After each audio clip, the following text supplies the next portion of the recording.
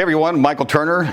I am your Task Force Rebuild Chair, and today we are at the DBA. You can tell we're at the DBA because the lighting's not perfect. We're not in a studio.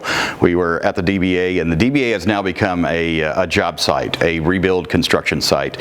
And today I want to talk about the exterior construction of the association. So the building is, I believe, 26 years old, built in 1995, 1996 by one of our members, Tommy Ford, a great member.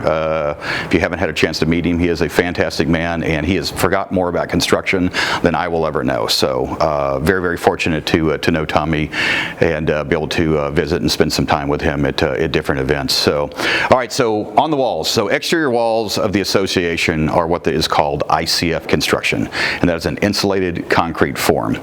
And really, really cool stuff. A great insulator, and I tell you what, in this instance, with the flood that we had, the fact that we had ICF construction on those exterior walls, I think really kind of helped save our bacon, because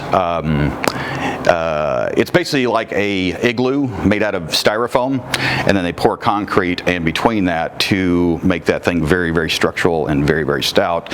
And the beauty of it is it doesn't absorb a lot of water. You'll get a little bit of water that will absorb into this foam on the outside right here, but nothing like what you would get if we were wood construction and the outside of the walls were, OSB or a wood product that would continue to wick water up the walls for quite some time. So I'm going to cut a little hole in here. Please don't be mad at me, Alan Hoffman. We'll fill that back in. And if you look back in there, you can see what we've got is there's 2 inches of foam, and there's a poured concrete core that runs down through all these blocks right here.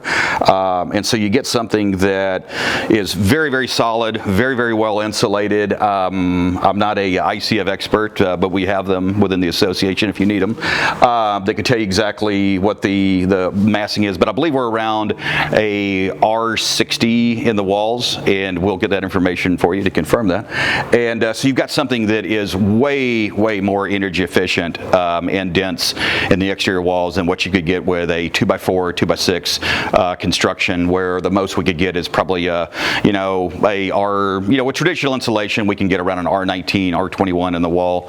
So to be able to get to like an R60, R30, R60 level is pretty phenomenal. And you'll see what we did in this instance. These things have these little strips right in there to where you could actually just screw sheetrock to them, but because we are in a building that is considered commercial, there is so much wiring run through this building. It was easier to actually fur these walls out with 2x4s laid flat and create kind of a chaseway to run all the electrical. And you'll see all the electrical is run in conduit, metal conduit, and that is because it is a commercial building. In a residential construction, you'd just have Romex.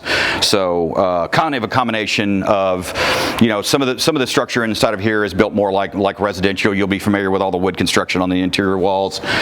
Exterior electrical and some of the other infrastructure is going to be more of a commercial base, but great construction. Things are very, very solid. They'll nail these blocks into these plastic ribbons right here to hold all this stuff on, and creates a very, very well insulated building, something that's very, very quiet. And like I said, in the case of the association here in the flood, it did a great job of holding all the water in. So we found out that we had pretty good weather stripping on the doors, and the ICF construction did a great job of creating a fishbowl and holding about 10 to 12 inches of water throughout the building. So a little bit of behind the walls of what we got going on here. So thank you very much, and look forward to seeing you on the next series.